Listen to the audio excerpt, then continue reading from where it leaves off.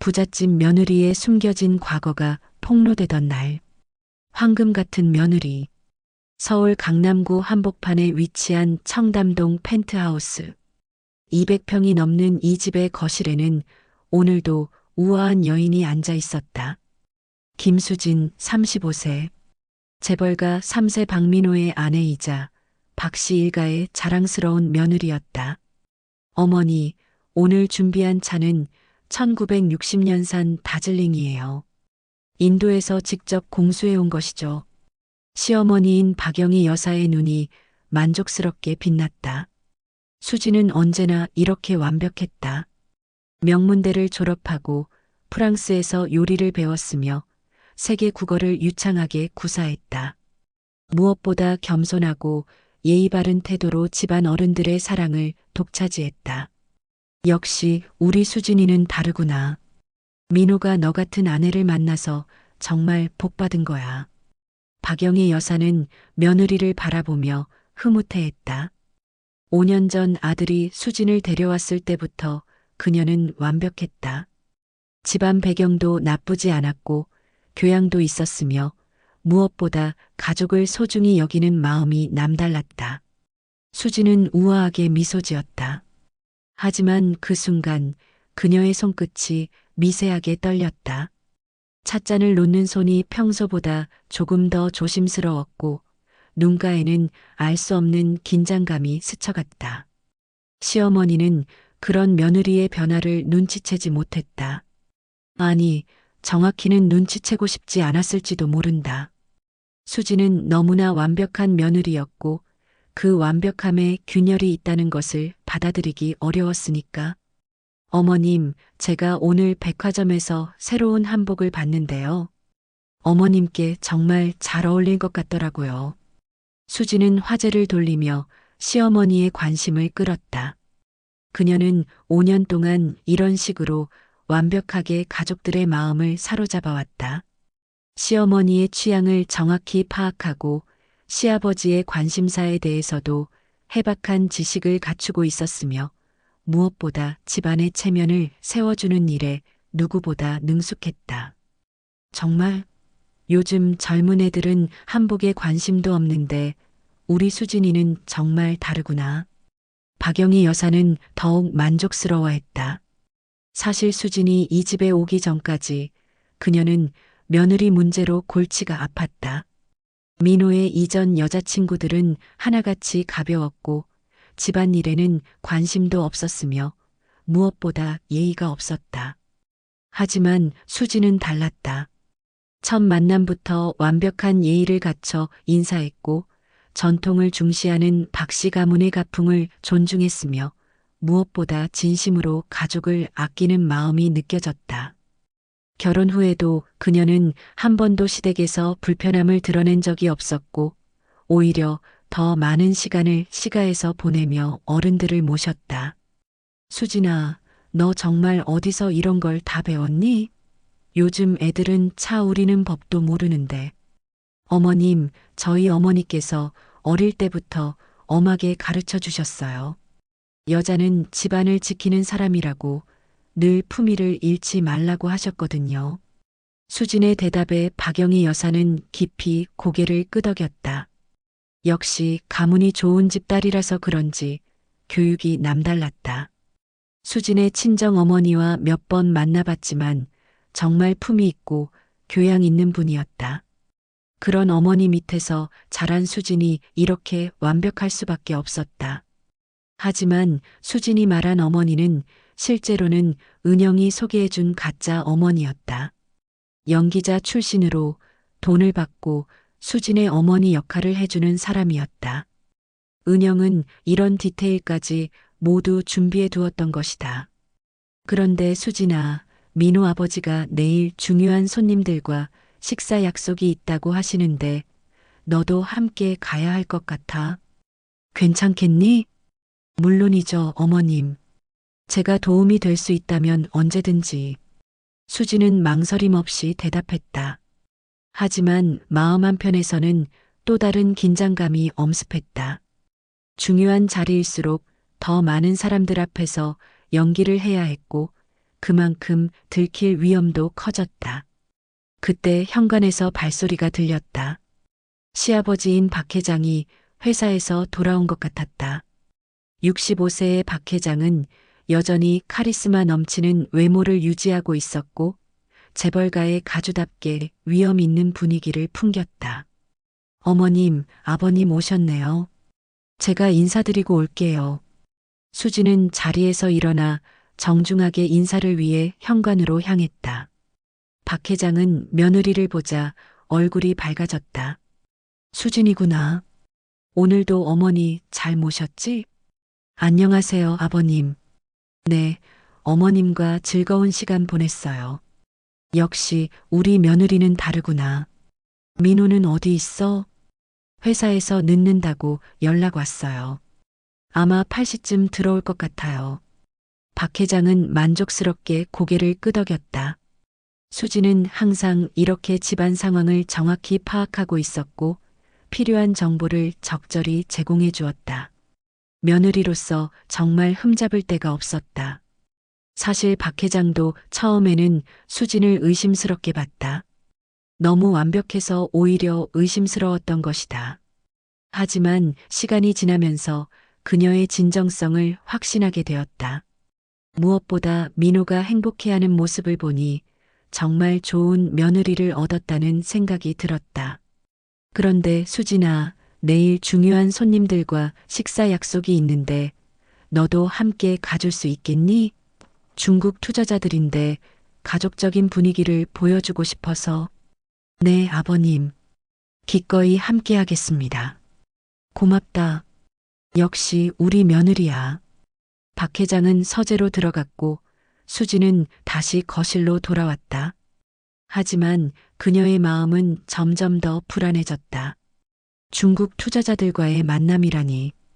혹시 그들 중에 자신의 과거를 아는 사람이 있지는 않을까? 균열의 시작. 그날 오후 수지는 혼자 남은 거실에서 휴대폰을 확인했다.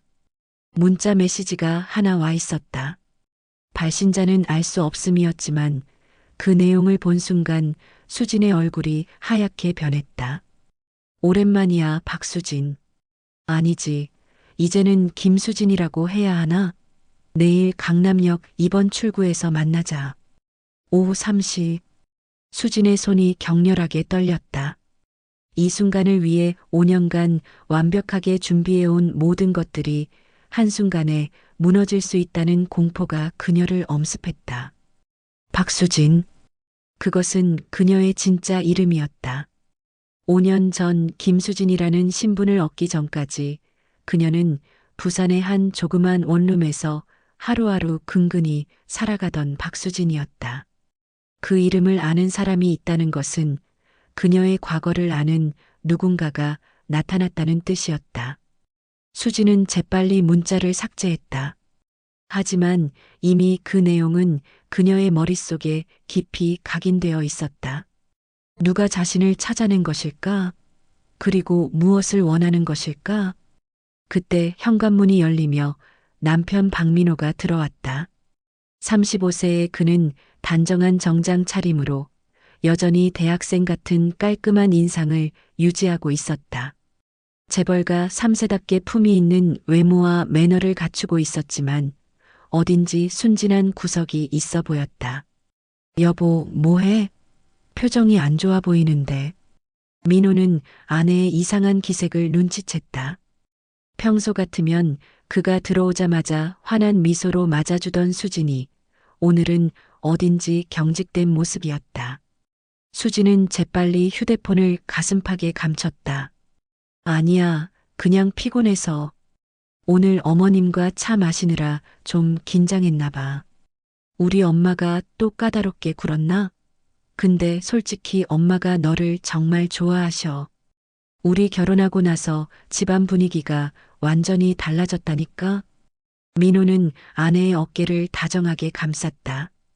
그의 따뜻한 손길이 수진의 어깨에 닿자 그녀는 더욱 죄책감에 시달렸다. 민호는 정말 착한 남자였다. 순수하고 따뜻하고 그녀를 진심으로 사랑했다. 여보, 내일 아버지가 중국 투자자들과 식사한다고 하시는데 우리도 함께 가야 할 것 같아. 그래, 괜찮아. 내가 도움이 될 수 있다면 언제든지. 수지는 억지로 미소를 지었지만 마음 한편에서는 죄책감과 두려움이 소용돌이쳤다. 민호가 알고 있는 김수지는 진짜 자신이 아니었다. 그가 사랑하는 것은 가짜 모습이었고, 만약 진실을 안다면 과연 여전히 자신을 사랑할 수 있을까? 그런데 여보, 요즘 좀 피곤해 보여. 혹시 몸이 안 좋은 거 아니야? 민호의 걱정 어린 목소리에 수지는 더욱 마음이 아팠다. 그는 정말로 자신을 걱정해주고 있었다. 하지만 그 걱정의 대상은 진짜 자신이 아니라 가짜 김수진이었다. 아니야, 정말 괜찮아. 그냥 요즘 날씨가 바뀌어서 그런가 봐. 그래도 병원에 한번 가봐. 아니면 내가 휴가 내서 함께 여행이라도 갔다 올까? 민호의 제안에 수지는 고개를 저었다. 지금 상황에서 여행은 생각할 수도 없었다. 내일 누군가가 자신을 찾아온다는데 어떻게 평온하게 여행을 갈 수 있겠는가? 아니야, 괜찮아. 오히려 집에서 쉬는 게 나을 것 같아. 그때 시어머니가 거실로 나왔다. 민호 왔구나. 수진아, 내일 식사 약속 얘기했니? 네, 어머님. 방금 얘기했어요. 그래, 잘 됐다. 중국 분들이니까 예의에 신경 써야 할 텐데 우리 수진이가 있으니까 안심이야. 박영희 여사는 며느리를 자랑스럽게 바라봤다. 수진은 이런 중요한 자리에서도 항상 완벽하게 처신했다. 언어 능력도 뛰어나고 국제적 매너도 갖추고 있어서 외국 손님들을 대접할 때 큰 도움이 되었다. 어머님, 제가 내일 한복을 입고 갈까요? 아니면 정장이 나을까요? 아, 그것도 생각해 봐야겠네. 중국 분들이니까 한복을 입으면 좋아할 것 같기도 하고. 수지는 시어머니와 옷차림에 대해 이야기하며 자연스럽게 화제를 돌렸다.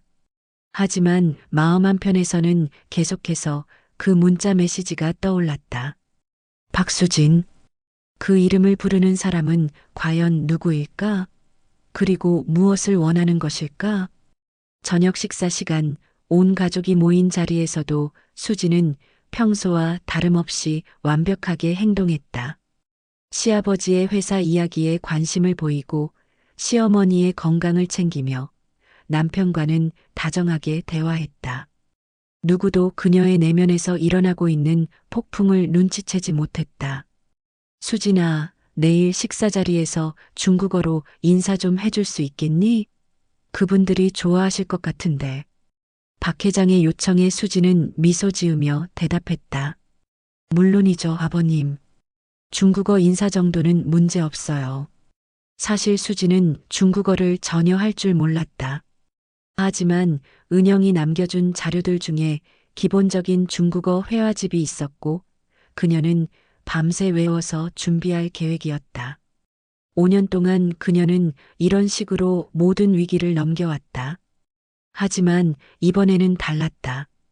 과거를 아는 누군가가 나타났다는 것은 그녀의 모든 거짓말이 들통날 수 있다는 뜻이었다. 식사가 끝난 후 수지는 화장실에 가서 다시 한번 휴대폰을 확인했다. 새로운 메시지는 없었다.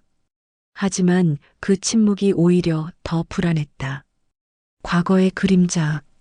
그날 밤 수지는 잠들지 못하고 뒤척였다. 옆에서 평온하게 잠든 남편을 바라보며 그녀는 5년 전을 떠올렸다. 그때의 그녀는 박수진이었다. 부산의 한 조그만 원룸에서 혼자 살며 일용직으로 근근히 버텨나가던 26세 여성이었다. 고등학교를 겨우 졸업하고 대학은 꿈도 꿀 수 없었던 그녀에게 세상은 너무나 가혹했다. 부모님은 그녀가 20살 때 교통사고로 세상을 떠났고 남겨진 빚만 1,000만 원이 넘었다. 보험금으로 장례비를 치르고 나니 빚만 남았다. 하루하루 생계를 이어가기도 빠듯한 상황에서 그녀에게는 선택의 여지가 많지 않았다. 낮에는 식당에서 설거지를 하고 저녁에는 편의점에서 야간 아르바이트를 했다.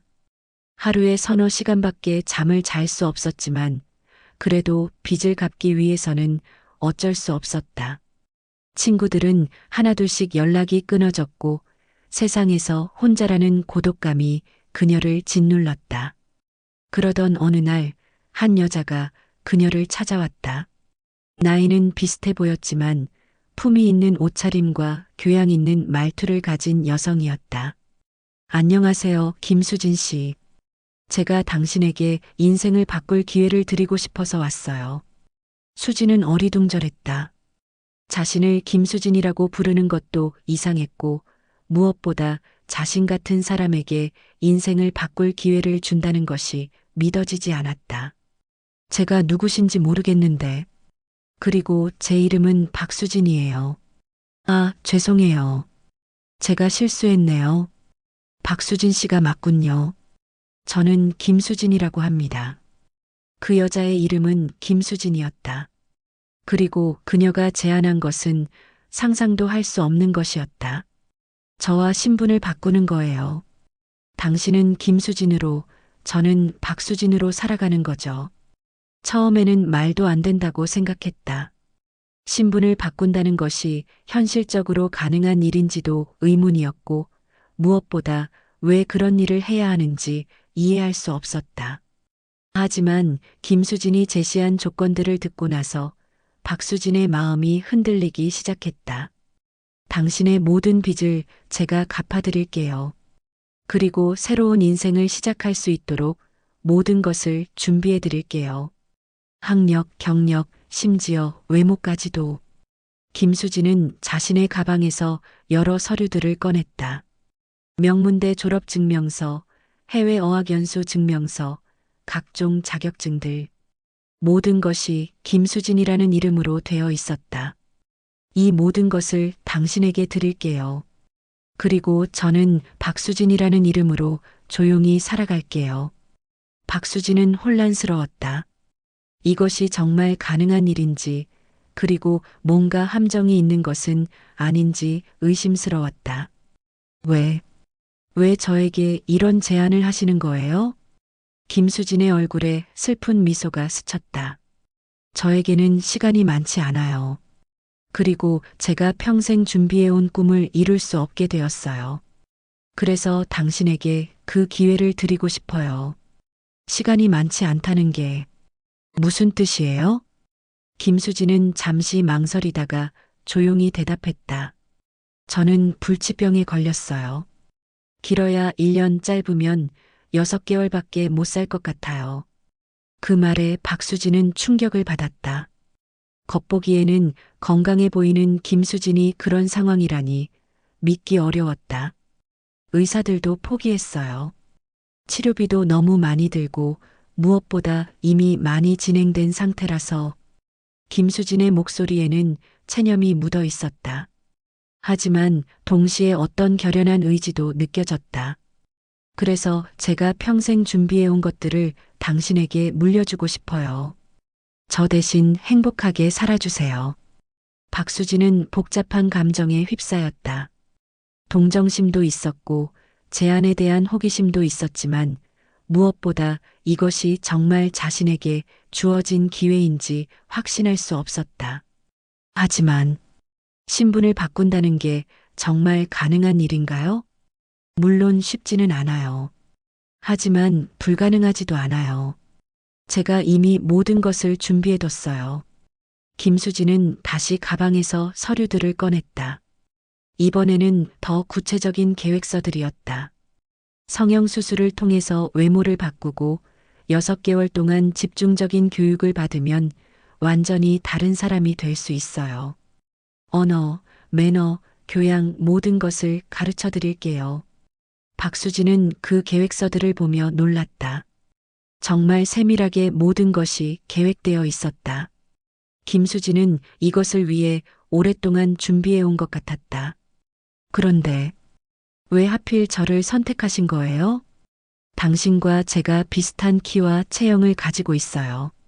그리고 무엇보다 당신은 현재 아무런 사회적 연결고리가 없잖아요. 가족도 없고 가까운 친구도 없고 그래서 신분을 바꾸기에 가장 적합한 조건이에요. 김수진의 말은 정확했다. 박수진은 정말로 세상에 혼자였다. 그것이 그동안 그녀를 괴롭혔던 외로움의 원인이었지만 지금은 오히려 기회가 될 수 있었다. 생각해 보세요. 당신은 지금 하루하루 생존하기 위해 살고 있잖아요. 하지만 제 제안을 받아들인다면 완전히 다른 삶을 살 수 있어요. 좋은 교육을 받은 사람으로 좋은 가문의 남자와 결혼해서 행복하게 살 수 있어요. 김수진의 제안은 정말 매력적이었다. 하지만 동시에 두려웠다. 자신의 모든 것을 포기하고 다른 사람이 된다는 것이 과연 옳은 일일까? 악마의 거래. 김수진의 제안은 정교했다. 그녀는 재벌가와 결혼하기 위해 오랫동안 준비해온 인물이었다. 명문대 졸업장, 해외 경험, 교양과 매너까지 모든 것을 갖추고 있었다. 하지만 치명적인 문제가 하나 있었다. 제가 불치병에 걸렸어요. 길어야 1년, 짧으면 6개월밖에 못 살 것 같아요. 김수진은 담담하게 말했다. 하지만 그 평온한 목소리 뒤에는 깊은 절망과 동시에 강한 의지가 숨어 있었다. 그녀는 자신의 죽음을 앞두고 평생 모아온 모든 것을 박수진에게 넘겨주겠다고 했다. 저는 고아원에서 자랐어요. 하지만 공부를 정말 열심히 해서 장학금으로 대학에 갔고 졸업 후에는 대기업에서 일했어요. 그리고 틈틈이 어학원도 다니고 문화센터에서 예절도 배우고 모든 것은 언젠가 좋은 사람을 만나 행복한 가정을 꾸리기 위해서였어요. 김수진의 눈에는 자신의 과거에 대한 자부심과 동시에 아쉬움이 스쳐갔다. 하지만 병이 발견된 건 6개월 전이에요. 처음에는 믿을 수 없었어요. 그렇게 열심히 살았는데 꿈을 이루기 직전에 이런 일이 생기다니. 박수진은 김수진의 이야기를 들으며 가슴이 아팠다. 자신과는 정반대의 삶을 살아온 사람이었다. 김수진은 모든 것을 가지고 있었지만 시간이 없었고 박수진은 시간은 있었지만 아무것도 가진 것이 없었다. 그래서 생각해낸 것이 이 계획이에요. 제가 못다 이룬 꿈을 당신이 대신 이뤄주는 거예요. 김수진은 가방에서 더 많은 서류들을 꺼냈다. 성형외과 상담 예약증, 어학원 등록증, 각종 문화센터 수강증까지 모든 것이 치밀하게 계획되어 있었다. 성형수술을 통해 외모를 완전히 바꾸고 6개월 동안 집중적인 교육을 받으면 당신은 완전히 다른 사람이 될 수 있어요. 제가 직접 가르쳐 드릴게요. 언어, 매너, 교양, 심지어 걸음걸이와 말투까지. 박수진은 그 서류들을 보며 놀랐다. 정말 세밀하게 모든 것이 준비되어 있었다. 김수진은 이것을 위해 자신의 마지막 시간을 모두 투자할 계획인 것 같았다. 하지만 성형수술비만 해도 엄청날 텐데요. 걱정하지 마세요.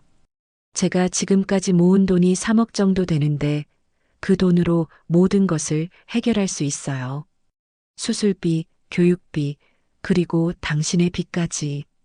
3억이라는 액수에 박수진은 깜짝 놀랐다. 자신에게는 상상도 할 수 없는 거금이었다. 그리고 이것도 보세요. 김수진은 또 다른 서류를 꺼냈다. 그것은 결혼정보 회사의 회원증이었다. 저는 이미 이 회사에 등록되어 있어요. 그리고 제가 타겟으로 삼은 남자도 있어요. 타겟이요? 박민호. 재벌가 3세예요. 나이는 30세, 성격은 온순하고 순진한 편이에요. 무엇보다 어머니의 영향을 많이 받는 마마보이 타입이라서 어머니 마음에 드는 며느리를 찾고 있어요. 김수진은 박민호의 사진과 상세한 정보가 담긴 파일을 보여주었다. 정말 철저하게 조사해 둔 것 같았다. 저는 이미 1년 동안 그를 지켜봤어요. 어떤 미술관을 좋아하는지, 어떤 음식을 즐기는지, 심지어 어떤 타입의 여성을 선호하는지까지 모든 것을 파악했어요. 박수진은 그 파일을 보며 소름이 돋았다. 김수진의 계획은 단순한 우연의 일치가 아니라 완벽하게 계산된 만남을 목표로 하고 있었다. 하지만 이건 너무 계산적인 것 아닌가요? 사랑이라는 것도 결국 조건이 맞아야 시작되는 거예요. 외모, 성격, 경제력, 가족 배경. 모든 조건이 맞아야 연애도 하고 결혼도 하는 거죠. 저는 그 조건들을 인위적으로 맞춰주는 것 뿐이에요. 김수진의 말에는 나름의 논리가 있었다. 하지만 박수진은 여전히 찜찜한 기분을 지울 수 없었다. 그런데 만약 제가 그 남자를 사랑하게 되면 어떻게 하죠? 거짓말로 시작된 관계에서 진짜 사랑이 생길 수 있을까요? 그건 당신 마음 아닌가요? 처음에는 거짓말이었더라도 시간이 지나면서 진짜 감정이 생길 수도 있잖아요. 오히려 그게 더 좋은 거 아닐까요? 김수진의 대답에 박수진은 복잡한 감정을 느꼈다. 정말 그럴 수 있을까? 거짓말로 시작된 관계에서 진정한 행복을 찾을 수 있을까? 생각해 보세요. 지금 당신에게는 두 가지 선택이 있어요. 첫 번째는 지금처럼 하루하루 생존하기 위해 사는 것.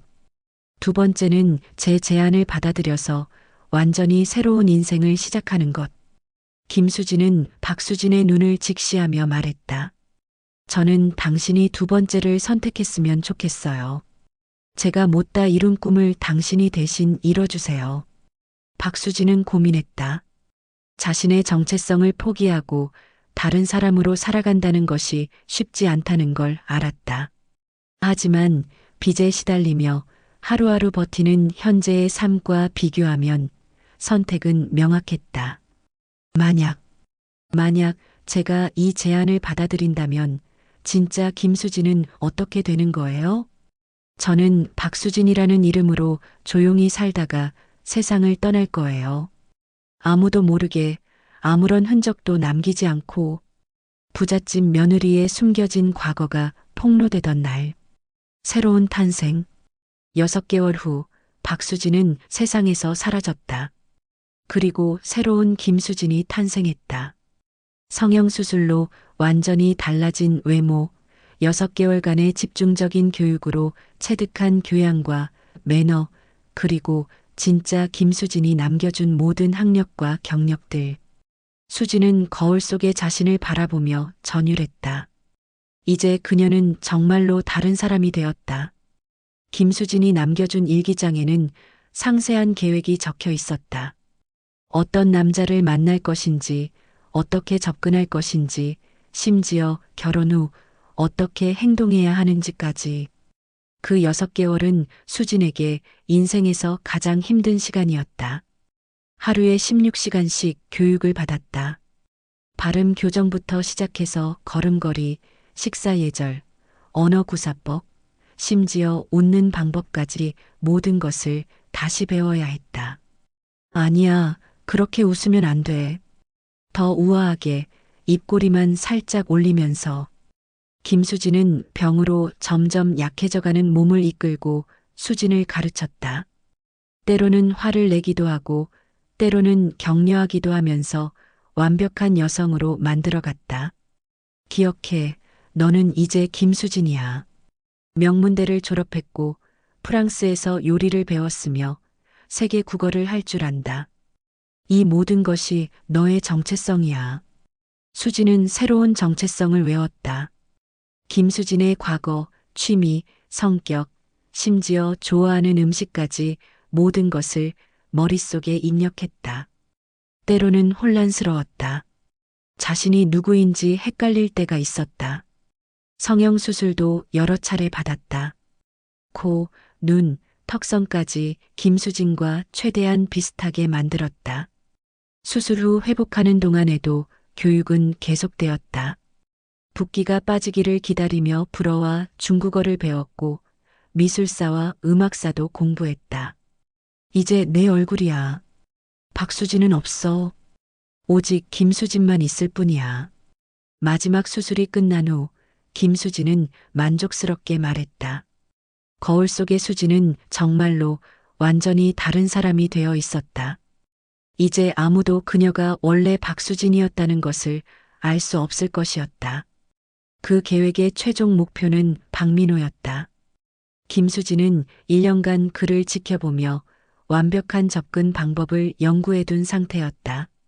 그가 자주 가는 미술관, 좋아하는 음식, 취미와 관심사까지 모든 것을 파악해 두었다.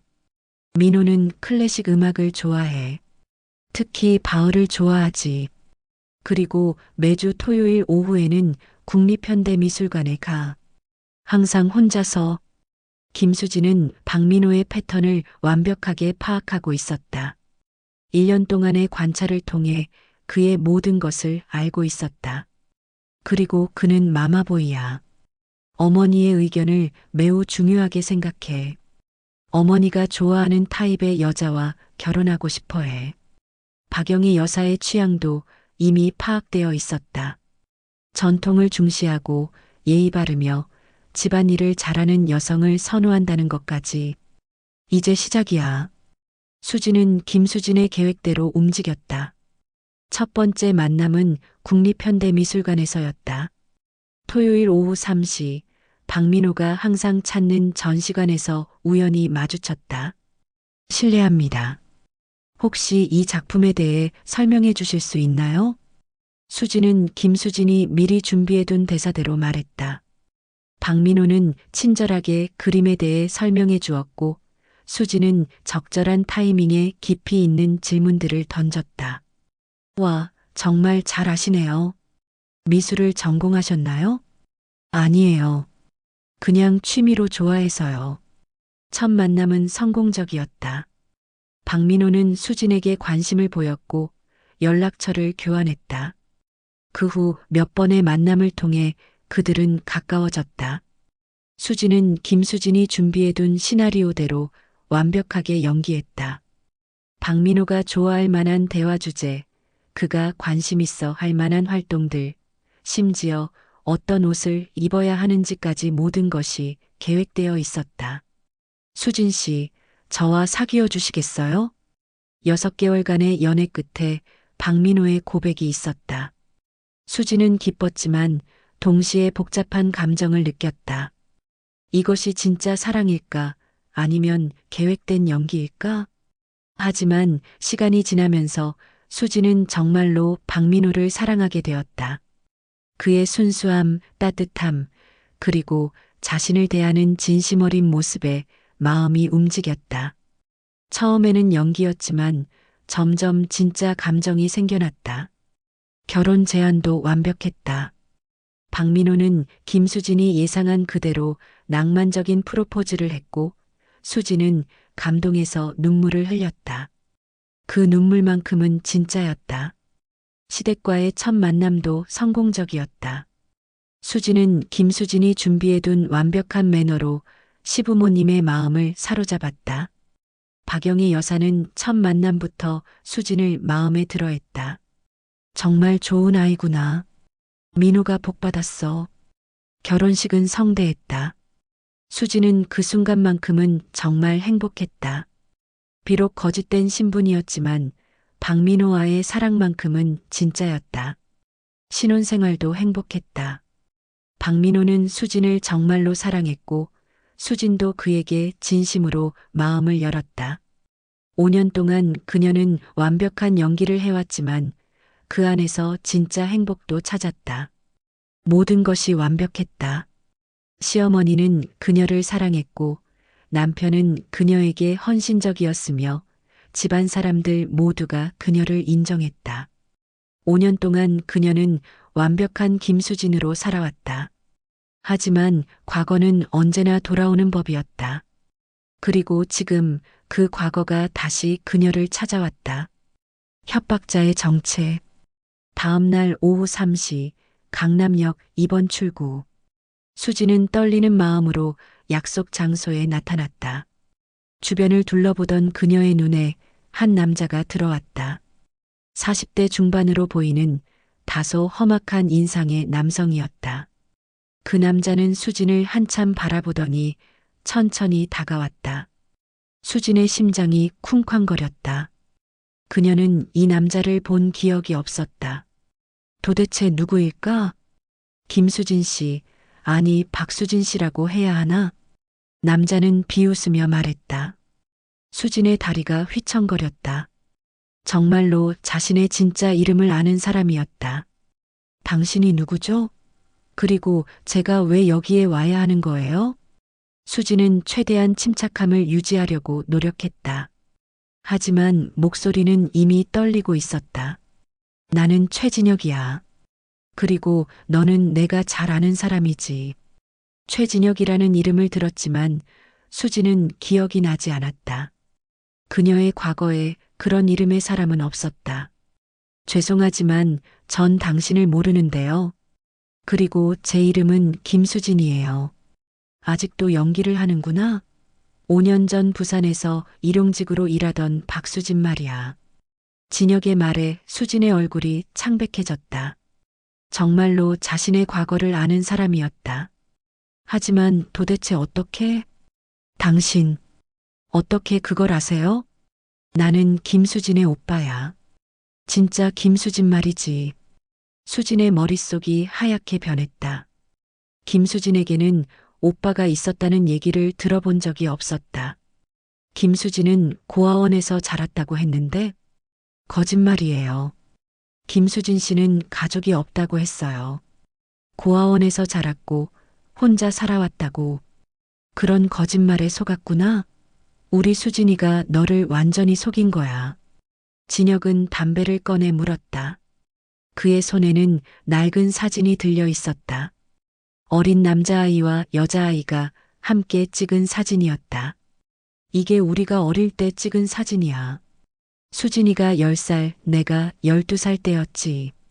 수진은 그 사진을 보며 놀랐다. 사진 속의 여자아이는 정말로 자신이 알던 김수진과 닮아 있었다. 하지만 김수진 씨는 고아라고. 고아는 맞아. 하지만 우리는 형제였어. 같은 고아원에서 자랐지. 하지만 10살 때 헤어졌어. 나는 다른 집으로 입양됐고 수진이는 그 고아원에 남았거든. 진혁의 설명에 수진은 혼란스러웠다. 김수진이 자신에게 거짓말을 했다는 것인가? 우리는 10년 전에 우연히 다시 만났어. 하지만 그때 수진이는 나를 못 본 척했어. 자신에게 가족이 있다는 걸 숨기고 싶었나 봐. 왜요? 왜 가족이 있다는 걸 숨겼을까요? 수진이는 항상 혼자가 되고 싶어 했어. 누구에게도 의존하지 않고 누구도 자신에게 의존하지 않는 삶을 원했어. 그래서 나와의 연락을 끊었던 거야. 진혁의 말에는 아쉬움이 묻어 있었다. 하지만 동시에 분노도 느껴졌다. 그런데 수진이가 죽기 전에 나한테 편지를 남겼어. 자신의 모든 것을 너에게 넘겨준다는 내용과 함께 만약 내가 그 신분을 남용한다면 진실을 폭로하라는 내용도 함께. 수진의 얼굴이 더욱 창백해졌다. 김수진이 그런 편지를 남겼다니 믿을 수 없었다. 그럴 리가 없어요. 김수진 씨는 제가 행복하게 살기를 원했어요. 맞아. 하지만 조건이 있었지. 진정한 사랑을 하며 살라는 거였어. 그런데 넌 어떻게 살고 있어? 진혁의 질문에 수진은 말문이 막혔다. 자신이 진정한 사랑을 하고 있다고 확신할 수 있을까? 전 행복하게 살고 있어요. 남편도 저를 사랑하고 저도 남편을 사랑해요. 정말로? 그럼 남편에게 진실을 말해봐. 내가 누구인지, 어떻게 그 집에 들어가게 되었는지. 수지는 고개를 저었다. 그럴 수는 없었다. 민호가 진실을 안다면 모든 게 끝날 테니까. 못하겠다고? 그럼 내가 대신 해줄까? 너희 시어머니께 직접 가서 말해볼까? 아니면 남편에게 전화해서. 안 돼요. 제발. 뭘 원하세요? 진혁이 악랄하게 웃었다. 그가 진짜 원하는 것이 무엇인지 이제야 드러나는 순간이었다. 월 500만 원. 매달 계좌로 입금해. 그럼 입 다물고 있어 줄게. 수지는 절망했다. 매달 500만 원이라니. 남편이나 시가 식구들에게 들키지 않고 그 돈을 마련하는 것은 거의 불가능했다. 그런 돈을 어떻게 마련해요? 저는 직업도 없고, 그건 내 문제야. 재벌가 며느리면서 500만 원도 못 구한다고? 남편한테 용돈이라고 받아도 되고, 시어머니한테 받아도 되고. 진혁은 수진의 상황 따위는 관심이 없었다. 그에게는 오직 돈만이 중요했다. 하지만 제가 그런 돈을 요구하면 의심받을 거예요. 그것도 내가 알아서 해. 나는 결과만 중요해. 진혁은 냉정하게 말했다. 그리고 주머니에서 명함을 꺼내 수진에게 건넸다. 여기가 내 계좌번호야. 매달 15일까지 입금해.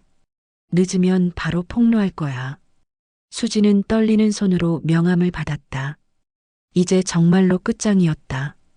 5년간 쌓아온 모든 것이 한순간에 무너질 위기였다. 시간은 일주일. 첫 번째 입금을 일주일 안에 해. 거절하면 바로 박씨 가문에 진실을 알릴 거야. 진혁은 그 말을 남기고 돌아서려 했다. 하지만 수진이 그를 붙잡았다. 잠깐요. 김수진 씨가 정말 그런 편지를 남겼다는 증거가 있나요?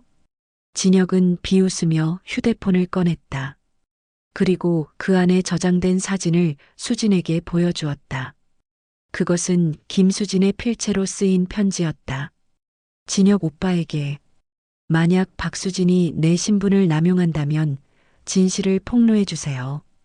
나는 그녀가 진정한 사랑을 찾기를 원했지만 만약 그것이 거짓된 욕심에 불과하다면 응징받아야 합니다. 마이너스 김수진. 수진은 그 편지를 보며 충격에 빠졌다. 정말로 김수진의 필체였다. 그녀가 정말로 그런 편지를 남겼다는 것이었다. 이제 믿겠어? 수진이는 내가 행복하게 살기를 원했지만 동시에 내가 탐욕에 빠지는 것도 경계했어. 진혁의 말에 수진은 말을 잃었다. 김수진이 자신을 그렇게 생각했다니 믿고 싶지 않았다. 그런데 넌 어떻게 살고 있어? 재벌가 며느리로서 편안한 삶을 즐기면서 진짜 사랑은 하고 있어? 저는 정말로 남편을 사랑해요. 그래.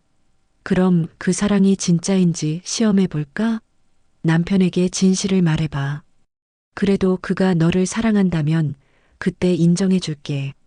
진혁의 제안에 수지는 고개를 저었다. 그럴 수는 없었다. 너무 위험했다. 역시 못하겠구나. 결국 너도 그 편안한 삶을 포기하기 싫은 거야.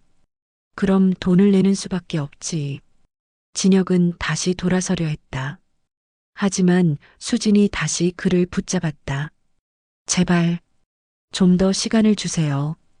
500만 원을 일주일 안에 마련하는 것은 정말 어려워요. 한 달. 그게 마지막이야. 한 달 안에 첫 번째 입금을 못하면 바로 폭로할 거야. 진혁은 마지막으로 경고했다. 그리고 기억해. 이건 시작에 불과해. 앞으로 계속 돈을 내야 한다는 걸 잊지 마. 진혁은 그 말을 남기고 사라졌다. 수지는 그 자리에서 한참을 서 있었다. 5년간 쌓아온 모든 것이 한순간에 무너질 위기였다. 그녀는 진혁이 사라진 방향을 멍하니 바라보았다. 정말로 이것이 김수진이 원했던 것일까? 자신의 행복을 시험하기 위해 이런 함정을 만들어 놓은 것일까? 수지는 주먹을 꽉 쥐었다. 아직 포기할 수는 없었다. 어떻게든 이 위기를 넘겨야 했다. 그녀가 지켜야 할 것들이 너무 많았다. 하지만 한편으로는 두려웠다. 진혁이 말한 것이 사실이라면 김수진은 자신을 완전히 믿지 않았던 것이다. 마지막까지 자신을 시험하려 했던 것이다. 그리고 지금 그 시험이 시작되었다. 수지는 이 시험을 통과할 수 있을까? 아니면 모든 것을 잃게 될까? 수지는 무거운 발걸음으로 집으로 돌아갔다. 하지만 이제 그 집마저도 안전하지 않았다. 언제 진혁이 나타날지 모르는 상황에서 그녀는 항상 긴장해야 했다. 집에 도착했을 때 민호가 현관에서 그녀를 기다리고 있었다. 여보, 어디 갔다 와? 오늘 일찍 끝났는데 집에 없더라. 아, 그냥 쇼핑 좀 하고 왔어. 수지는 거짓말을 했다. 또 다른 거짓말이 시작되었다. 그래, 뭐 산 거 있어? 민호는 아내의 빈손을 보며 의아해했다. 수지는 당황했다. 아, 마음에 드는 게 없어서 그냥 왔어. 그래도 구경은 재밌었지? 요즘 피곤해 보여서 걱정했는데. 민호의 다정한 목소리에 수지는 더욱 죄책감을 느꼈다. 그는 정말로 자신을 걱정해주고 있었다. 하지만 그 걱정의 대상은 진짜 자신이 아니라 가짜 김수진이었다. 고마워. 정말 괜찮아. 수지는 억지로 미소를 지었다. 하지만 마음 한편에서는 절망감이 커져갔다. 이제 어떻게 해야 할까? 정말로 매달 500만 원을 줘야 하는 것일까? 그날 밤 수지는 또다시 잠들지 못했다. 진혁의 위협이 계속해서 머릿속을 맴돌았다. 그리고 김수진의 마지막 편지도 잊을 수 없었다. 만약 박수진이 내 신분을 남용한다면 과연 자신이 김수진의 신분을 남용하고 있는 것일까?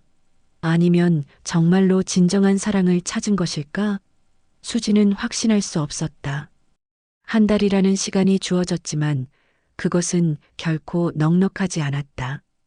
500만 원을 마련하는 것도 문제였지만 더 큰 문제는 이것이 시작에 불과하다는 것이었다. 수지는 창밖을 바라보며 생각했다. 과연 자신이 이 위기를 극복할 수 있을까? 아니면 모든 것을 포기해야 할까? 하지만 포기할 수는 없었다. 그녀에게는 너무 많은 것이 걸려 있었다. 사랑하는 남편, 따뜻한 가족, 그리고 5년간 쌓아온 모든 것들. 수지는 결심했다. 어떤 방법을 써서라도 이 위기를 넘기겠다고. 비록 그것이 또 다른 거짓말을 의미한다 해도. 하지만 과연 그것이 옳은 선택일까? 김수진이 정말로 원했던 것은 무엇이었을까? 수지는 혼란스러웠다. 하지만 지금은 선택할 시간이 없었다. 살아남는 것이 우선이었다. 부잣집 며느리의 숨겨진 과거가 폭로되던 날. 진실 폭로의 서막. 한 달이 지났지만 수지는 돈을 마련하지 못했다. 남편 몰래 500만 원을 빼낸다는 것은 생각보다 어려웠다. 시어머니에게 용돈을 달라고 할 수도 없었고 남편에게 이유를 대며 돈을 요구하기에는 너무 큰 금액이었다. 수지는 여러 방법을 시도해 봤다. 자신의 명품 가방과 장신구들을 몰래 팔아보려 했지만 시가 식구들이 선물해 준 것들이라 함부로 처분할 수 없었다. 온라인으로 부업을 알아봤지만 재벌가 며느리라는 신분상 드러내놓고 일할 수도 없었다. 시간은 점점 촉박해졌다. 진혁은 며칠에 한 번씩 협박 문자를 보냈다. 시간이 얼마 안 남았어. 준비됐나? 마지막 일주일이야. 그 다음에는 진짜 폭로한다. 수지는 점점 초조해졌다. 잠도 제대로 자지 못했고 식욕도 없었다. 가족들은 그녀의 변화를 눈치채기 시작했다. 수진아, 요즘 너무 마른 것 같은데 괜찮니? 시어머니의 걱정스러운 목소리에 수지는 억지로 미소를 지었다. 네, 괜찮아요.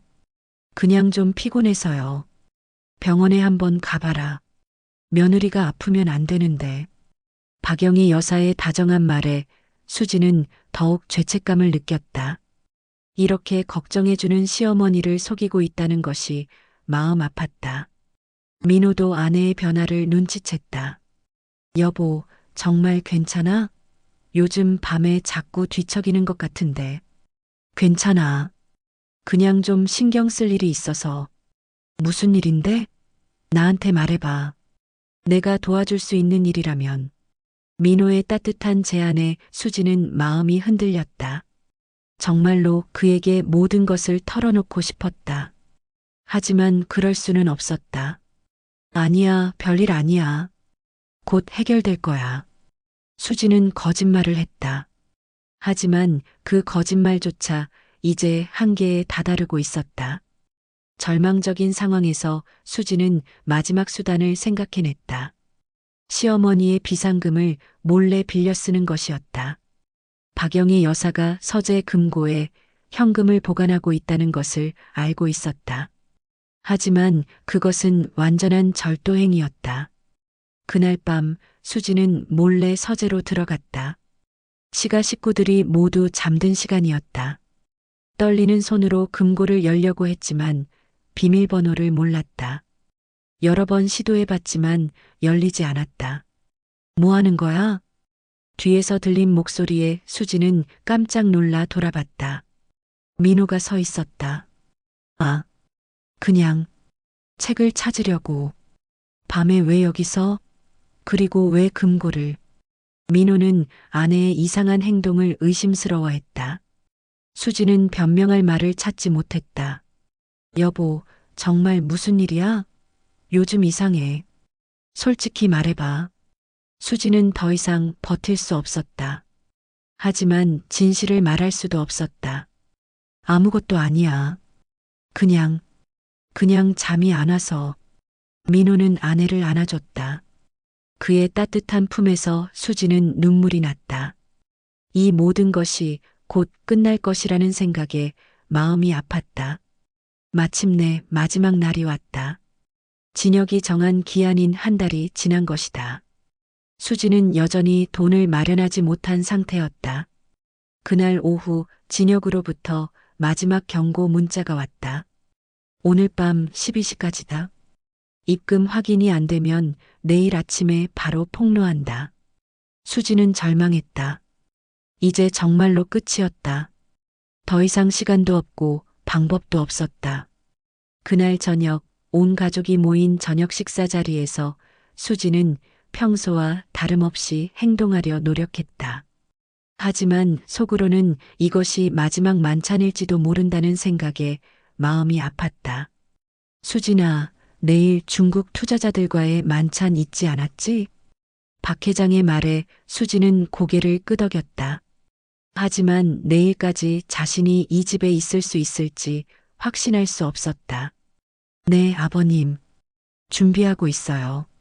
역시 우리 며느리는 믿을만해. 박 회장의 칭찬에 수지는 더욱 죄책감을 느꼈다. 이런 믿음을 배신하게 될 줄 누가 알았을까. 식사 후 수지는 자신의 방으로 들어가 마지막으로 돈을 마련할 방법을 생각해 봤다. 하지만 아무리 생각해도 답이 없었다. 이제 정말로 모든 것이 끝나는 것 같았다. 밤 11시 수지는 마지막으로 진혁에게 전화를 걸었다. 제발 좀 더 시간을 주세요. 정말로 돈을 마련하려고 노력하고 있어요. 시간은 끝났어. 이미 한 달이나 줬잖아. 진혁의 목소리는 냉정했다. 제발이요. 일주일만 더 주세요. 그럼 정말로 마련할 수 있어요. 안 돼. 약속은 약속이야. 내일 아침에 박 씨 가문에 모든 것을 털어놓을 거야. 그럼 절반이라도, 250만 원이라도 먼저 드릴게요. 수지는 마지막으로 협상을 시도했다. 하지만 진혁은 단호했다. 500만 원. 한 푼도 빠짐없이. 이게 마지막이야. 진혁은 전화를 끊었다. 수지는 절망에 빠졌다. 이제 정말로 끝이었다. 그날 밤 수지는 한숨도 자지 못했다. 새벽이 되면 모든 것이 끝날 것이라는 생각에 마음이 아팠다. 5년간 쌓아온 모든 것들이 한순간에 무너질 것이었다. 새벽 6시 수지는 일어나서 마지막으로 가족들을 바라봤다. 평온하게 잠든 남편의 얼굴을 보며 눈물이 났다. 이제 그와의 행복한 시간도 끝나는 것이었다. 오전 9시 진혁으로부터 문자가 왔다. 입금 확인 안 됨. 이제 시작한다. 수진의 심장이 멎는 것 같았다. 정말로 시작되는 것이었다. 그날 저녁 온 가족이 모인 저녁 식사 자리에서 일이 터졌다. 현관 초인종이 울리더니 최진혁이 당당하게 집 안으로 들어왔다. 수진은 그를 보자마자 얼굴이 하얗게 변했다. 정말로 왔다. 정말로 폭로하러 온 것이었다. 안녕하세요, 박 회장님. 저는 최진혁이라고 합니다. 시아버지인 박 회장이 의아해했다. 갑자기 나타난 낯선 남자가 누구인지 알 수 없었다. 누구신지, 어떻게 우리 집에... 저는 며느리분과 관련된 이야기가 있어서 왔습니다. 매우 중요한 얘기죠. 진혁의 말에 수진의 얼굴이 더욱 창백해졌다. 민호가 아내를 걱정스럽게 바라봤다. 여보, 저 사람 아는 사람이야? 수진은 대답할 수 없었다. 목이 메어서 말이 나오지 않았다. 진혁이 비웃으며 말했다. 당연히 알죠. 원래 이름이 박수진일 때부터 알고 지냈으니까요. 순간 식당이 조용해졌다. 시아버지와 시어머니, 그리고 민호가 모두 수진을 바라봤다. 무슨 소리예요? 제 이름은 김수진이에요. 수진은 마지막까지 부인했다. 하지만 진혁은 준비된 증거들을 꺼내기 시작했다. 맞다. 지금은 김수진이지. 하지만 5년 전까지는 박수진이었지. 그리고 진짜 김수진은 내 동생이었고, 진혁은 가방에서 서류들을 꺼냈다. 각종 증명서와 사진들, 그리고 김수진이 남긴 편지까지. 여기 모든 증거가 있습니다. 이 여자는 죽어가던 내 동생과 신분을 바꾼 사기꾼이에요. 박 회장이 벌떡 일어났다. 이해할 수 없는 상황이었다. 이게 무슨 소리야? 도대체 무슨 얘기를 하는 거야? 명문대 졸업장부터 해외 거주 증명서까지 모든 게 거짓입니다. 이 여자의 진짜 이름은 박수진이고 부산에서 일용직으로 일하던 가난한 여자였어요. 진혁은 차근차근 증거들을 보여주었다. 박수진의 과거 신분증, 부산에서의 거주 증명서, 심지어 일용직 근무 기록까지. 이건 말도 안 돼. 박영희 여사가 중얼거렸다. 믿을 수 없는 상황이었다. 민호는 아내를 바라보며 떨리는 목소리로 물었다. 여보, 이게 사실이야? 수지는 더 이상 거짓말을 할 수 없었다. 모든 증거가 다 나와 있는 상황에서 부인할 수는 없었다. 눈물이 주르륵 흘러내렸다. 미안해. 정말 미안해. 그 순간 완벽했던 김수진의 가면이 완전히 벗겨졌다. 5년간의 거짓말이 한순간에 무너져 내렸고 그녀가 그토록 지키려 했던 모든 것들이 산산조각 났다. 시어머니가 충격으로 쓰러졌고 민호는 말을 잇지 못했다. 박 회장은 분노로 떨면서 외쳤다. 당장 내 집에서 나가. 이 사기꾼아. 하지만 이것은 시작에 불과했다. 진혁에게는 더 큰 폭탄이 남아 있었다. 모든 것의 종말. 그런데 더 충격적인 건 이 모든 계획이 죽은 내 동생 김수진이 세운 거라는 점입니다. 진혁의 말에 모든 사람들이 그를 바라봤다. 아직 끝나지 않았다는 것이었다. 그 여자는 애초에 이 집안에 복수하려고 박수진을 이용한 거였어요. 복수? 왜 복수를 해야 한다는 것인가? 박 회장이 의아해했다. 무슨 복수? 우리가 김수진에게 무슨 잘못을 했다는 거야? 진혁은 잠시 망설이더니 마지막 진실을 털어놓기 시작했다. 김수진. 아니 진짜 김수진은 바로 박 회장님의 버린 딸이었거든요. 이 말에 모든 사람들이 경악했다. 수진도 민호도 심지어 진혁 자신도 이 진실을 완전히 알고 있었던 것은 아니었다. 30년 전 박 회장님이 첫 번째 부인과의 사이에서 낳은 딸 말입니다. 박 회장이 비틀거렸다. 30년 전의 기억이 떠올랐다. 첫 번째 결혼, 그리고 그 결혼에서 태어난 딸. 그럴 리가. 그 아이는 죽었다고. 아니에요. 살아있었어요. 박 회장님이 재혼하면서 첫 번째 부인과 딸을 버렸잖아요. 그 딸이 바로 김수진이었어요. 진혁은 또 다른 서류를 꺼냈다. 그것은 30년 전의 출생증명서와 가족관계 증명서였다. 김수진은 고아원에 버려진 후 혼자 자랐어요. 하지만 성인이 되어서 자신의 진짜 아버지가 누구인지 알게 되었죠. 박 회장의 얼굴이 창백해졌다. 정말로 그런 일이 있었다. 30년 전 사업 실패로 어려운 시기에 첫 번째 부인과 이혼했고 딸도 함께 보내야 했다. 그 후 소식을 듣지 못했는데 그 아이가 살아있었다는 것이었다. 그리고 평생 당신을 원망하며 살았죠. 자신을 버린 아버지에게 복수하기 위해서 말이에요. 복수? 복수라니. 박 회장은 중얼거렸다. 그때의 일은 어쩔 수 없었다. 사업이 망하고 빚에 시달리며 가족을 지킬 수 없는 상황이었다. 하지만 딸에게는 변명이 될 수 없었을 것이다. 이 모든 것은 그녀의 마지막 복수였던 거예요. 박수진을 이용해서 이 집안으로 침투시키고 가족들이 사랑하게 만든 다음 모든 것을 파괴하는 것. 진혁의 설명에 모든 사람들이 충격에 빠졌다. 정교하고 잔혹한 복수였다. 김수진은 고아원에서 자라면서도 공부를 열심히 했어요. 장학금으로 대학에 가고 좋은 직장에 취직하고 모든 것을 준비했어요. 오직 복수를 위해서. 진혁은 김수진의 일기장을 꺼냈다. 그 안에는 30년간의 계획이 상세히 적혀 있었다. 여기 보세요. 김수진이 20살 때부터 써온 일기예요. 박 회장님에 대한 모든 정보, 가족 구성원들에 대한 조사, 그리고 복수 계획까지. 일기장을 펼치자 김수진의 필체로 빼곡히 적힌 글들이 나타났다.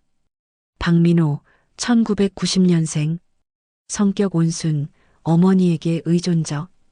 예술을 좋아하며 매주 토요일 미술관 방문. 박영희, 전통을 중시하는 성격. 며느리에게 요구하는 조건들.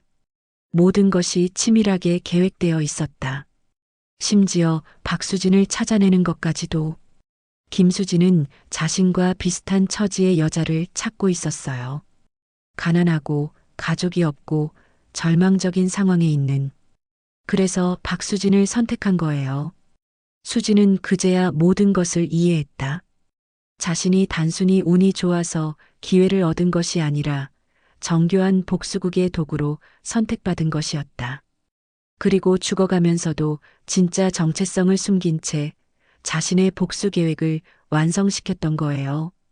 하지만 왜 저한테는 가족이 없다고 거짓말을 했을까요? 수진이 떨리는 목소리로 물었다. 그게 바로 김수진의 마지막 계획이었어요. 만약 당신이 진정한 사랑을 찾지 못하고 단순히 편안한 삶에만 안주한다면 모든 것을 폭로해서 우리 아버지가 받을 고통을 당신도 똑같이 받게 하라고 했거든요. 진혁은 김수진의 마지막 편지를 다시 꺼냈다. 만약 박수진이 진정한 사랑을 찾지 못하고 단순히 편안한 삶에만 안주한다면 모든 것을 폭로해서 우리 아버지가 받을 고통을 그녀도 똑같이 받게 하라고 했어요. 모든 진실이 드러난 그 순간 집안은 아수라장이 되었다. 완벽했던 가족의 평화는 산산조각 났고 5년간의 거짓말은 모든 사람의 인생을 뒤바꿔 놓았다.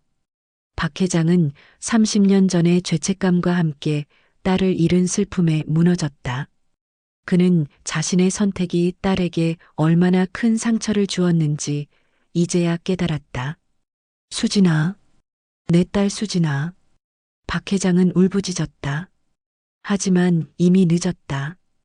김수진은 세상을 떠났고 복수만 남겨놓고 갔다. 박영희 여사는 5년간 사랑했던 며느리가 가짜였다는 사실과 동시에 남편의 숨겨진 과거까지 알게 되어 충격을 받았다. 그녀도 또 다른 피해자였다. 민호는 5년간의 결혼 생활이 모두 거짓이었다는 절망에 빠졌다. 그가 사랑했던 김수진은 존재하지 않았고 박수진은 그에게 낯선 사람이었다. 여보, 정말 모든 게 거짓이었어? 민호의 떨리는 목소리에 수지는 대답할 수 없었다. 무엇이 진짜이고 무엇이 거짓인지 자신도 알 수 없었다. 처음에는 그랬어요. 하지만 당신을 만나면서 정말로 사랑하게 되었어요. 그것도 거짓말이야. 계획된 거였다고. 진혁이 소리쳤다. 김수진은 모든 것을 계획했어요. 박민호를 타겟으로 정하고 어떻게 접근할지까지 다 정해놨다고요. 민호는 더욱 충격을 받았다. 자신과의 만남조차 계획된 것이었다니. 그럼 우리의 만남도, 연애도, 결혼도 모든 게 가짜였다는 거야? 수지는 고개를 저었다. 적어도 자신의 감정만큼은 진짜였다. 아니에요. 제 마음만큼은 진짜였어요. 당신을 정말로 사랑했어요. 하지만 이미 늦었다. 민호는 더 이상 그녀를 믿을 수 없었다. 5년간의 신뢰가 한순간에 무너져 버렸다. 박 회장이 떨리는 목소리로 말했다. 당장 내 집에서 나가라. 다시는 우리 앞에 나타나지 마라. 수지는 일어났다. 이제 정말로 끝이었다. 5년간의 행복한 시간이 모두 끝나는 순간이었다. 정말 미안해요. 모든 분들께. 수지는 마지막으로 인사했다. 하지만 아무도 그녀를 바라보지 않았다. 진혁이 마지막으로 말했다. 이제 김수진의 복수가 완성되었어요. 박 회장님이 30년 전에 딸에게 준 고통을 이제 당신이 똑같이 받게 된 거예요. 수지는 집을 나섰다. 뒤돌아보지 않았다. 뒤돌아볼 수도 없었다. 5년간의 행복이 모두 끝나는 순간이었다. 그리고 진짜 김수진의 마지막 승리는 자신의 정체를 끝까지 숨긴 채 완벽한 복수를 완성시킨 것이었다. 에필로그 진정한 사랑의 의미. 그로부터 6개월 후 수지는 다시 박수진이라는 이름으로 돌아갔다. 하지만 이제 그녀에게는 아무것도 남지 않았다. 재벌가에서 쫓겨났고 민호와는 이혼했으며 진짜 김수진이 남긴 복수의 상흔만이 모든 사람의 마음에 깊이 새겨져 있었다. 가장 아이러니한 것은 진짜 김수진이 죽으면서도 완벽한 승리를 거둔 것이었다. 그녀는 자신을 버린 아버지의 집안을 완전히 파괴했고 동시에 자신의 대역이었던 박수진의 인생도 망가뜨렸다. 박 회장은 뒤늦게 딸을 찾으려 했지만 이미 늦었다. 김수진의 무덤 앞에서 그는 평생 지고 갈 죄책감을 안게 되었다. 30년 전의 선택이 이런 결과를 가져올 줄 누가 알았을까? 수진아, 아빠가 미안하다. 정말 미안하다. 박 회장은 딸의 무덤 앞에서 눈물을 흘렸다. 하지만 김수진은 더 이상 그의 말을 들을 수 없었다. 민호는 5년간의 결혼 생활이 모두 거짓이었다는 사실에 충격을 받아 우울증에 빠졌다. 그가 사랑했던 김수진은 존재하지 않았고 박수진은 그에게 낯선 사람이었다. 진짜 사랑이 무엇인지 알 수 없게 되었다. 그리고 박수진은 다시 가난한 삶으로 돌아가 이번에는 정말로 혼자가 되었다. 5년간의 화려한 삶은 꿈과 같았고 이제 다시 현실로 돌아와야 했다. 하지만 가장 놀라운 것은 따로 있었다. 박수진이 재벌가를 떠나던 날 시어머니 박영희 여사가 그녀를 불러 세웠다. 수진아, 이제 그 이름으로 부르지 마세요. 전 박수진이에요. 아니야. 넌 5년 동안 우리 가족의 진짜 며느리였어. 내가 누구든 어떤 과거를 가졌든 그건 변하지 않아. 박영희 여사의 말에 박수진은 놀랐다. 모든 진실을 알고도 여전히 자신을 받아들인다는 것인가? 어머님, 하지만 저는 거짓말을. 내가 보여준 5년간의 정성과 사랑은 거짓이 아니었어. 그것만큼은 진짜였다고 생각해. 박영희 여사는 그녀에게 한 통의 편지를 건넸다. 이건 김수진이, 진짜 김수진이 죽기 전에 남긴 또 다른 편지야. 너에게 주라고 했어. 편지를 열어본 박수진은 깜짝 놀랐다. 그 안에는 예상치 못한 내용이 적혀 있었다. 박수진에게 만약 이 편지를 읽고 있다면 모든 진실이 드러났다는 뜻이겠죠. 미안해요. 당신을 복수의 도구로 이용한 것을. 하지만 당신이 보여준 5년간의 모습은 진짜였어요. 그 사랑도, 그 정성도, 그 마음도. 김수진의 편지는 계속되었다. 저는 복수를 원했지만 동시에 당신이 행복하기도 원했어요. 그래서 마지막에 이런 시험을 준비한 거예요. 만약 당신이 진정한 사랑을 찾았다면 그 사랑이 시험을 이겨낼 수 있을 거라고 믿었어요. 박수진은 계속 읽어갔다. 하지만 제가 틀렸나 봐요. 진정한 사랑은 시험으로 증명되는 것이 아니라 그냥 존재하는 것이더군요. 당신이 박민호를 사랑하고 그가 당신을 사랑한다면 그것만으로도 충분해요. 편지는 더욱 놀라운 내용으로 이어졌다. 그리고 이제 깨달았을 거예요. 진정한 사랑이 무엇인지. 당신을 사랑한 사람들은 김수진이라는 이름이 아니라 당신 자신을 사랑했다는 것을. 저는 30년간 아버지를 원망하며 살았어요. 하지만 복수를 계획하면서 깨달은 것은 증오는 결국 자신을 파괴한다는 것이었어요. 그래서 당신만큼은 그런 길을 걷지 않기를 바랐어요. 편지 끝에는 놀라운 내용이 더 적혀 있었다. 이제 당신만의 진짜 인생을 살아가세요. 더 이상 누군가의 그림자가 아닌 진짜 박수진으로서. 그리고 만약 박민호가 당신의 진짜 모습을 사랑할 수 있다면 다시 시작해 보세요. PS. 당신이 지난 5년간 시가에서 받은 모든 사랑은 가짜가 아니에요. 그들이 사랑한 건 김수진이라는 이름이 아니라 바로 당신 자신이었으니까요. 그리고 제가 남겨둔 돈이 있어요. 은행 계좌번호는. 박수진은 편지를 읽으며 눈물을 흘렸다. 김수진이 마지막까지도 자신을 생각해 주었다는 것이 믿어지지 않았다. 그리고 복수를 위해 시작된 일이지만 결국은 진정한 사랑을 깨닫게 해주는 계기가 되었다는 것도. 편지에 적힌 계좌번호를 확인해 보니 정말로 상당한 돈이 들어 있었다. 김수진이 마지막까지 자신의 미래를 걱정해 준 것이었다. 몇 달 후 박수진은 김수진이 남겨준 돈으로 작은 카페를 열었다. 두 번째 인생이라는 이름의 조그만 가게였다. 더 이상 거짓된 신분이 아닌 진짜 자신의 이름으로 시작하는 새로운 삶이었다. 카페를 연 지 한 달쯤 되었을 때 어느 날 오후 민호가 그 카페를 찾아왔다. 박수진은 그를 보자마자 심장이 뛰었다. 하지만 동시에 두려웠다.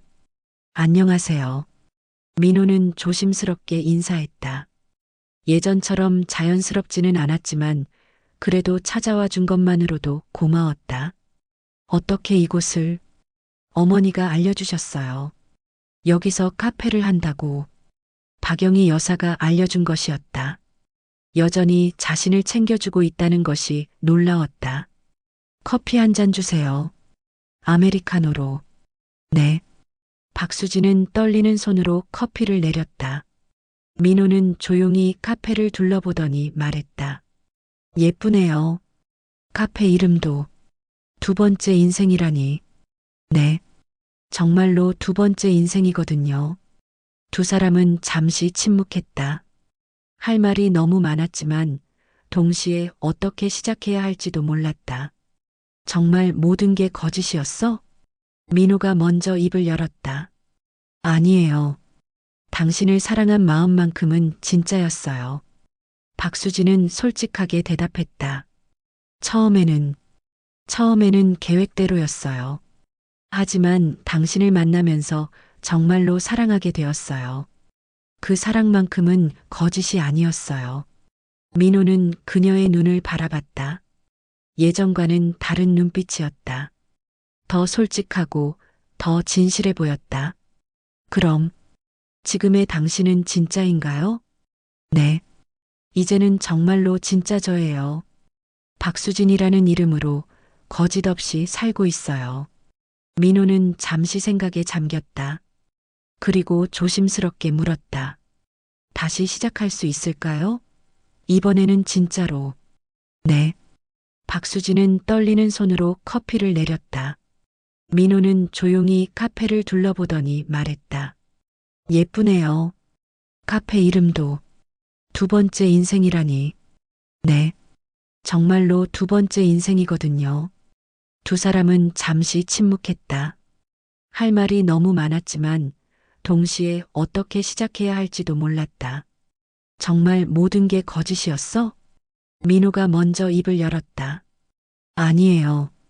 당신을 사랑한 마음만큼은 진짜였어요. 박수진은 솔직하게 대답했다.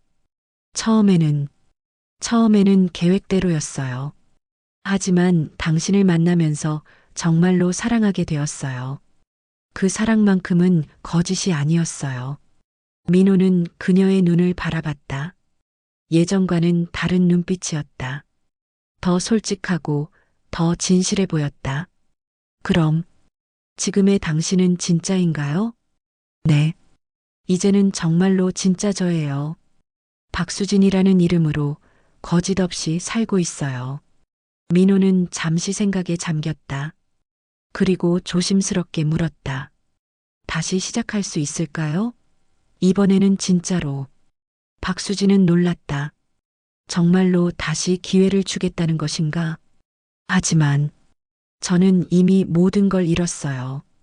재벌가 며느리도 아니고 명문대 졸업생도 아니고 그냥 평범한 박수진이에요. 그게 좋아요. 이제야 진짜 당신을 알 수 있을 것 같아요. 민호의 말에 박수진은 눈물이 났다. 정말로 자신을 받아들여 준다는 것이었다. 천천히. 이번에는 정말 천천히 시작해요. 네. 천천히. 진짜 박수진과 진짜 박민호로서 두 사람은 미소를 지었다. 이번에는 거짓 없는 진짜 시작이었다. 몇 개월 후 박수진의 카페는 동네에서 유명해졌다. 정성껏 내린 커피와 따뜻한 서비스로 많은 사람들이 찾아왔다. 그리고 민호도 자주 들렸다. 처음에는 어색했지만 점점 자연스러워졌다. 어느 날 박영희 여사도 카페를 찾았다. 어머님, 박수진은 놀라서 일어났다. 앉아 있어. 나도 커피 한 잔 주문하러 왔어. 박영희 여사는 자연스럽게 말했다. 정말 괜찮으세요? 뭐가? 내 며느리가 카페를 열었는데 축하하러 오는 게 이상해? 박영희 여사는 여전히 박수진을 며느리라고 불렀다. 하지만 저는 이미 이혼했다고 며느리가 아닌 건 아냐. 5년 동안 우리 가족이었는데 그게 하루아침에 없어지는 건 아니지.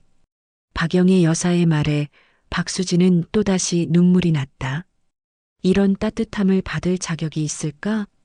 그리고 민호 그 녀석도 자주 여기 온다면서 아직도 널 좋아하는 것 같던데. 어머님, 이번에는 진짜로 시작해봐. 거짓말 없이 진심으로. 박영희 여사는 박수진의 손을 잡았다. 내가 누구든 어떤 과거를 가졌든 우리가 받은 5년간의 사랑은 진짜였어. 그것만은 변하지 않아. 1년 후 박수진과 민호는 조용한 결혼식을 올렸다. 이번에는 화려한 재벌가 결혼식이 아니라 진짜 사랑하는 사람들만 모인 소박한 결혼식이었다. 박영희 여사도 참석했고 심지어 박 회장도 왔다. 수진아. 아니, 박수진. 박 회장이 그녀를 불렀다. 네, 아버님. 고마워. 내가 우리 민호를 정말로 사랑해준다는 걸 이제 알겠어. 그리고 우리 김수진에 대해서도 미안해. 박 회장은 진짜 김수진에 대한 죄책감을 여전히 안고 있었다. 하지만 이제는 박수진과 민호의 행복을 진심으로 축복했다. 결혼식 후 박수진은 김수진의 무덤을 찾았다. 그리고 묘비 앞에 꽃을 놓으며 말했다. 수진아, 고마워. 내가 준 두 번째 인생에서 진짜 행복을 찾았어. 그리고 이제 알겠어. 진정한 사랑이 뭔지. 바람이 불어와 꽃잎들이 흩날렸다. 마치 김수진이 대답하는 것 같았다. 내 복수는 성공했어. 하지만 그 복수가 결국 모든 사람에게 진정한 사랑이 무엇인지 깨닫게 해줬어. 아마 이것도 내가 계획한 것일까? 박수진은 미소를 지었다. 진짜 김수진의 마지막 선물은 복수가 아니라 진정한 사랑을 깨닫게 해준 것이었을지도 모른다. 진짜 김수진의 복수는 성공했지만 그 과정에서 모든 사람이 진정한 사랑이 무엇인지 깨달았다. 그리고 때로는 가장 잔혹한 복수조차도 예상치 못한 구원을 가져다 줄 수 있다는 것을 박수진은 이제 자신만의 이야기를 써내려가기 시작했다. 더 이상 누군가의 그림자가 아닌 진짜 자신으로서 5년간의 거짓말은 끝났지만 진짜 사랑은 이제 시작되는 것이었다. 그리고 작은 카페 두 번째 인생에서는 오늘도 진짜 박수진과 진짜 박민호가 함께 행복한 시간을 보내고 있었다. 이번에는 정말로 거짓 없는 진짜 사랑으로